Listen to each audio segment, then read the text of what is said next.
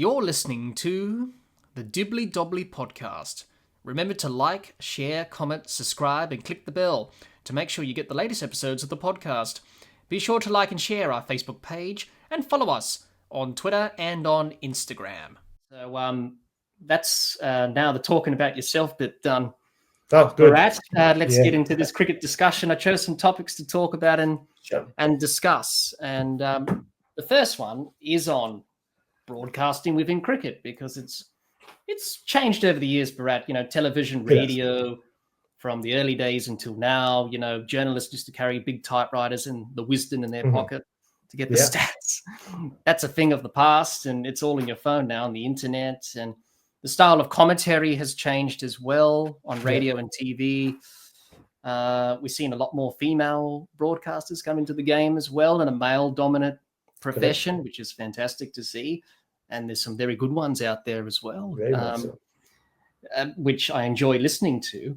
So, Bharat, what differences have you noticed from your time in the media covering cricket from when you started until now? What are the major differences you've noticed in radio and commentary and television and just how the game's broadcast and covered these days? Look, from a writing sense, it's changed like so much. It's crazy. And I'm not even someone who's been around for 30 years, like a lot of others have. It's just, 2008 I started. So what, the 17, 18 years, because that was the rise of social media, wasn't it? I remember, like I said earlier, that sort of Netravalkar story doesn't exist in the archives because nobody kept archives of that sense back then. So, and I'm talking just like basic internet stuff, or like basic, just a newspaper having their own archive. So the big change has been how people come into the profession. That has changed dramatically. There was still a bit of a grassroots thing back in the day around the world where because social media wasn't so big, or just was the early days of social media, you had to take the traditional journalism route, like whether you joined a newspaper or a cricket website, of which there weren't too many back then, unlike now. Or it was just you started doing like grassroots cricket or low level cricket, whether it was schools cricket or whatever, and then you kind of graduated. It was a graduation process. Thankfully for me, and I think for a lot of other young Indian journalists who came along after I did, I just, again, like a lot of my life, it just happened so quickly that within 6 months I was covering international cricket while working for a major daily, which had never really happened or rarely happened in Indian cricket at that point. Well, it was just like a lot of things falling into place. Me having a boss who backed me, a senior colleague of mine quitting, and then just like them needing someone to do this one day in Bangalore between India and England, and it happened to be me. So I started very, very young in terms of covering international cricket. But the thing was, you basically wrote for one person, like whoever you worked for, you wrote for your boss, because it started and ended with him or her, right? So you finish your article, and I mean, I'm older enough in the industry to even talk about the first one and a half years where you didn't always have Wi-Fi in the press boxes, and you didn't have your own laptop. So I've filed reports and articles from not call centers, what are they called? Cyber cafes. I don't know if cyber cafes were a thing in Australia or what they were called back then, but in India we used to have cyber cafes where often, like in tier 2 cities, like in a small city, I'm covering a match. So as soon as the match is done, press conference is over, we all used to run to the closest cyber cafe and pay for an hour or so. And well, interesting things are happening around you, because there are some people watching porn and like other people watching movies in the cyber cafe, and there you are filing a serious cricket copy. So you used to have like your own sort of cubicle. So that's how it used to be. And what I mean by writing for one person is, so your feedback started and ended with your boss liking your story or not liking it, or maybe you would have a senior colleague at best, because you didn't know who was reading it. Like, they were physical newspapers, right? There was no concept of e-papers or like I said, your story being put online if you work for a newspaper. So like so and you wouldn't tweet your articles, or Twitter was so young at that, so new at that point in India anyway, in 2008, 2009, 2010.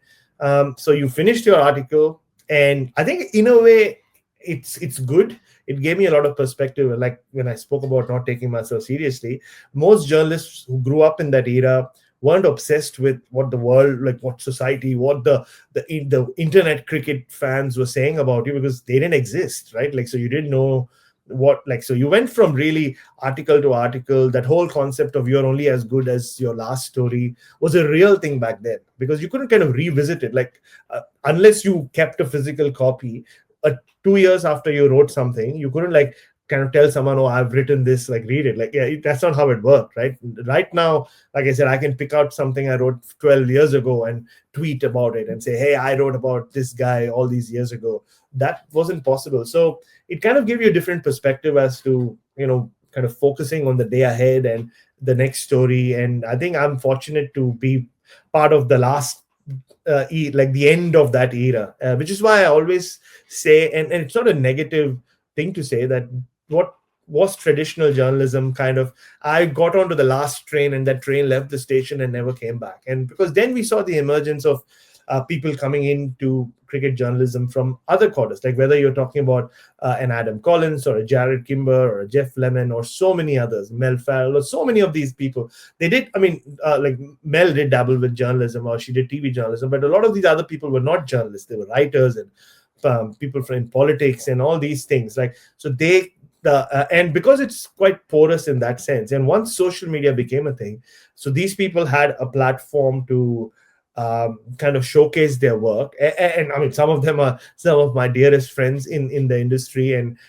good on them. But I think that was a huge change, where you suddenly didn't have that linear kind of linear growth as a journalist, or there was no linear entry into the industry. You could just, if you knew cricket, if you could, I had to start with fund yourself to go on cricket tours or get yourself to cricket venues and get yourself an accreditation, you could become a journalist, or you could be part of the media. And it was great. It suddenly started getting so much more variety in terms of who was a journalist and who wasn't a journalist. And that, I think, also played a huge role in more and more women coming into the industry as well, which was desperately needed. You're right. Even in my early days of journalism, there were only men.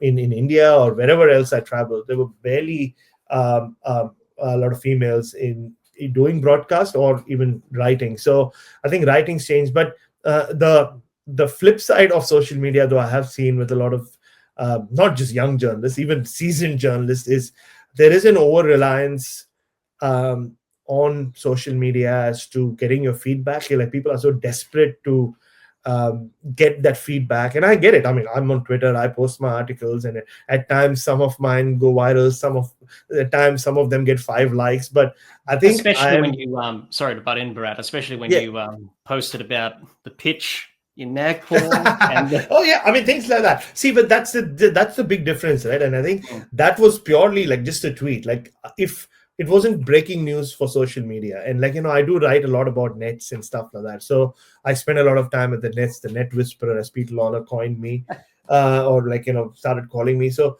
when you're there, you still have to draw a line between who's paying you, which is my employer, whether it's the Australian or Crick Buzz or radio or TV, and Twitter, which is, no, Twitter's not paying me. So you have to be very careful with what you post online and the information you keep for people who are your employers, who are responsible for you being there, at the venue. So so much has changed in terms of like, where, like who people, like the audience that people write for. There are some journalists who now focus more on writing for the audience on social media. Like, how will this article or this story be kind of picked up, or how well will it do on social media? And there's so much, I see so many of them just constantly, like, once they put their article online, constantly obsess over like, how many likes or how many retweets they're getting, while they're sensible, intelligent people, while being very aware that most of these people who are liking and retweeting aren't even reading your article. They're just like people who like you or whatever. They just,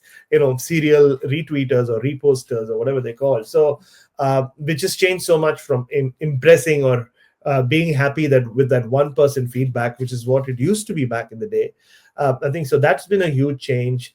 And also as a result of that, and also with so many cricket websites and websites in general all around the world, the legitimacy of a lot of content that goes out there has changed. I saw a huge difference in Indian journalism this time when there were probably four or five traditional journalists on this current Border Gavaskar Trophy tour, but a lot more of them were guys who have created a lot of YouTube content, and good for them. They were not lovely people, but I've it's so difficult doing what they do because they're constantly on their phone or constantly creating video content. They're doing live shows while the game is on, before the game is done, and there were times I remember I would leave, and you know how many gigs I generally end up doing. So by the time I would leave the ground, it would be 9:30, 10 p.m. And I would leave the GABA or the MCG, and there they are, like the Indian YouTube. I call them YouTube journalists, but they do more than that. But people who have a lot of YouTube content or create a lot of YouTube content, they're there still shooting videos. And I would ask them, "Have you even had dinner?" And they'll be like, "No, dinner's like 3-4 hours away." So it's changed. It's a lot more. It just mushroom, like it's kind of like just kind of blown up into so many different pieces and parts. So everybody's part of the media, but I think it's still like there are still some grounding rules that you can follow as a journalist if you want to survive and sustain. I've seen so many come and go. Like it's difficult to sustain that constant. I have to make an opinion. I have to have an opinion on everything. I need to have a word on everything. It can be a challenge to sustain it. Some people are able to do it. I don't know how, where you are on top of everything, and if you're not creating content, then you are going out there and making statements on something that you might not know much about, which as a journalist, like you don't have to do. So I have the luxury of not having to do that and still focus on doing my story. So I mean, I can spend 3 hours talking about how much written journalism or print journalism or reps, just the written content and its impact has changed. But in terms of broadcasting, I guess I'm a great example of how open the broadcasting media is to having people who haven't played the sport. And I mean, I'm a rare commodity in that sense, as being a non-former cricketer or of someone who didn't play cricket at the highest level, who's a color commentator. I mean, you've always had like legendary callers, like whether it's the great Jim Maxwell or Bruce McAvaney or Jared Waitley or Adam Collins or Jeff Lemon, and there's so many. I mean, Alison Mitchell and great callers of the game, and Tony Cozier before that, and so many.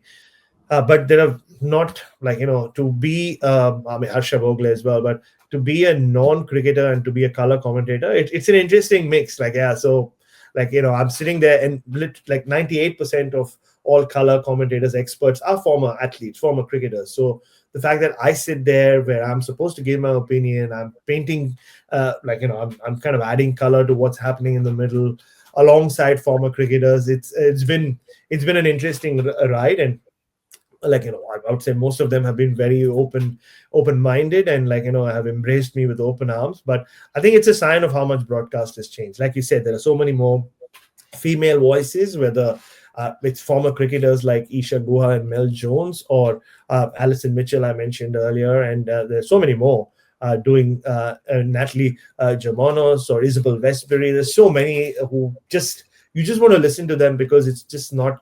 And they're not just there because they're female, because there was a period in broadcasting all around the world where it was you would have women, talented women there more in a tokenistic sense. But now, the ones that I mentioned, they are there because they are as good, if not better, than anyone else in the industry right now. And so that's been such a refreshing change.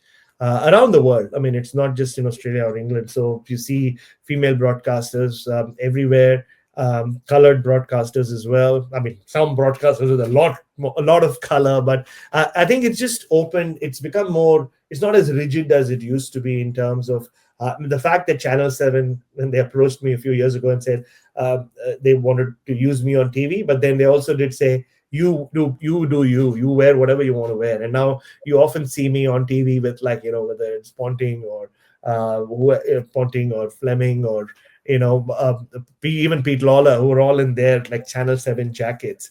And I'm just wearing whatever I'm wearing, So the fact that, and obviously I get a lot of flack for that on social media, people calling me unprofessional and all of that. But I guess it's just the rigidity is gone. Like, whether it's in terms of who's doing it, what they look like, what they sound like, till the time you are quality, you have something to add, and you have a lot of content to provide, you're good enough. And I think that's been such a big change in terms of how broadcasting as well.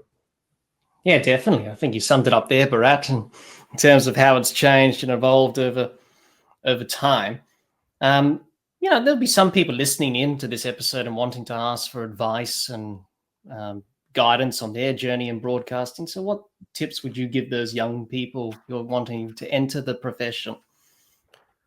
Of broadcasting? Yeah. No, like going into cricket or covering sport or... Yeah, look, I mean, this, in terms of like, if you want to become a broadcaster, and look, I think the brutal truth is, people often ask me, oh, I want to do what you do. But I mean, yeah, I get it. Like, it's great. I'm humbled that people would want to follow in my footsteps. But the journey I took is, like I said, that train left the station, because those kind of jobs just don't, they don't exist anymore. Like the traditional journalists, where you start from, like I said, from the bottom and come through the ranks. So I think purely in terms of broadcasting, work on becoming a great caller. Like, so the reason I'm used as an expert or as a color commentator is based on the years and years and years of work I put into becoming the journalist I am, and what I've been able to do with Indian cricket, with Australian cricket. So it's not that I just popped up one day and someone said, hey, you wear colorful clothes, come do commentary. Like, so that's not how it works, right? So to be a color commentator, there has to be all those, like, you have to have that kind of base behind you, I guess, that I have. But if you want to become a caller, just like, listen to the best callers in the business, whether it's Jared Waitley or Adam Collins or all those people I've just mentioned, the great Jim Maxwell, and keep working on your game, and as much as possible. And because there's so much cricket now online, broadcast online, whether it's forget about international cricket, even like or even Shield cricket. Like, you're talking about grassroots cricket. There's so much of it online broadcast. Great cricket is being broadcast now. So start working up the chain in that sense. Like, start calling those games. Even if you're not doing it professionally, start doing it in your own way. Work on it. Like, there's nothing. And one thing you will discover is, the best who's really stand out are people who don't come into the industry and have radio voices or TV voices, or who think that I have to speak a certain way because I'm on the radio or I'm on TV. I'm a great example of that. But I'm not saying you need to be out there like I do. I am. But just like, like whether it's Jim or Jared, they sound the same when you talk to them off air as well. I mean, they're just being themselves. So I think being genuine is, I think it's forget about cricket and journalism. Whatever you do in life, you'll always get that extra tick from everyone else if you're genuine, if you are being closest, or if you are being the person who you really are, and regardless of what race or gender or class you belong to. So I think that's very important. So being a caller, there is a journey, like there is a path that you can still follow. Like I said, start young, doesn't have to start young, but like be into it and be patient. I think that's the most important thing. People in this social media world are so desperate to just break, like take I wouldn't say taking a shortcut, but they're just so desperate to get that immediate attention or immediate, like, so they try different things all the time, which is great, but you still need a lot of like content. You can probably get that instantaneous attention for a while, but unless you have the gravitas behind whatever it is that you do, you will get found out. Like, it's difficult, like I said earlier, to just sustain yourself in the industry. So that's from a broadcasting sense. But if you still want to cover cricket as a writer, look, you can start off getting an internship job at newspapers. Those still exist in Australia, so that's good. And just like, man, again, don't look for any shortcuts. Don't look for don't look at international cricket being the be all and the end all, is what I would say. Start. There are so many of these people who have said, who've come and they only go from test match to test match. They do only international cricket, but you can learn so much more about journalism when you do low level sport. When you're dealing with kids, you're talking to kids, you're interviewing kids, you're interviewing junior cricketers, people who are open, because that's where you find more variety. And that's why I think I'm a good interviewer, because I've interviewed from 7-year-old kids playing soccer in Mumbai to the best of the best in across sports. So I've been able to do that because I dealt with every interview the same way, like the same intensity, the same focus, the same preparation. So there is it's an industry where there is some glamour attached to it, and now with social media, like I said, you can get easy attention quite quickly. But there is, I'll sound like an old man here, but there is genuinely no substitute for hard work. So I watch the nets because I genuinely appreciate what players do in the nets, and I love watching the nets, and I gain a lot out of it. But I don't do it for social. A lot of people think that I do it to get clicks on social media, and I've seen a lot of people start doing that. Good on. I'm not saying you shouldn't, but know why you're doing it. You could use that time in doing something else as well, creating your own content or your own image. So know what you're doing and why you're doing it. But there are still opportunities, if you want to, and it's good to come up the hard way, because by the time you reach a higher level and whatever you do in life, your basics are so strong that you never will doubt yourself. You don't have to get too desperate. That's the most important lesson I've learned in life, not to be desperate for anything. Not I was desperate for a second innings back when I was not in a good space in life. But even that desperation got me nowhere. It was basically just timing, right? Timing is everything. So don't be desperate, but just give it your all with whatever you're doing. If it's a 200-word report you're writing on some local cricket game, or it's a World Cup final, if you treat both equally. And I know a lot of people don't do it. They're they'll come up to me and say, "Oh man, Bharat, this is the Ashes. This is the World Cup final. We need to really gee ourselves up." I'm going, no, but I do the same for if you tomorrow ask me to commentate on a school game, I'll still bring the same intensity. So if you can do that, that's so important. Then you won't feel because it would be different if you're playing in it. That's okay. That's one thing that's a golden rule. Never ever think that you are a cricketer, or you need to carry yourself around. A lot of people make that mistake. You start living vicariously through the cricketer's life and the way they are. But don't forget, you still sit in an air-conditioned box. You get the free meal. You get all the perks that come with being a cricket journalist, but none of that will make you a cricketer. In terms of you're not on level pegging in terms of understanding what's happening out there in the middle, because they're the ones making all the sacrifices. They're the ones sweating it out on a 40-degree day while you're in the air-conditioned box. So that's the important thing. You don't get overawed by any of them. I've never put a cricketer or anyone in my life on a pedestal, but at the same time, I've never treated anyone like I'm above them. So everybody is equal. No agendas here. And if you're all on equal footing, it just makes being a journalist much easier. So I don't know. I went on this rant, but that's where I come from. Yeah, I think that's good advice, Bharat. Definitely hard work, perseverance, and that's what cricket teaches us. Great life lessons. Exactly. Yeah. Yeah, definitely. So great advice there, Bharat. And I'm sure people listening and watching would definitely soak that in and definitely implement that. Hopefully. Certainly I have in my journey of doing the podcast, doing all the things you just mentioned there, and being able to, be curious and look. And I always like interviewing people and different stories. And I've interviewed many people in the associate world in cricket. Yeah. Countries that you never thought would play cricket do play cricket. There you go. And hearing their stories and people saying, I didn't know they played cricket in Estonia. I didn't know they played cricket in St. Helena, which is an island off the African continent. There you go. They do. Right. Yeah. So people find out stuff like that, and you're just curious and you're wanting to learn more and get better at what you're doing. And I've certainly done that in my journey of doing the podcast for 4 years, going into the 5th year. So there you go. And no, I think curiosity is, again, that is a golden word. Like, it's, if you can't survive as a journalist, if anything, whatever journalism you do, if you're not curious and if you're not open-minded. Like, too many people come into this industry with too many of these strong opinions that they think they have to make. But the best interviews are always like, you're doing right now. Just keep an open mind, let the subject to speak. And even if the subject is going on a rant like I am, but and again, the other important thing is to like kind of know a lot, but still carry on like you don't know much, because that's when you get the best answers. That's when you get the best stories. Like, you have to kind of play like, they have to find the right balance between curiosity and ignorance, because at times it's good to be ignorant, because that's when you ask more questions and you learn more. Yeah, definitely.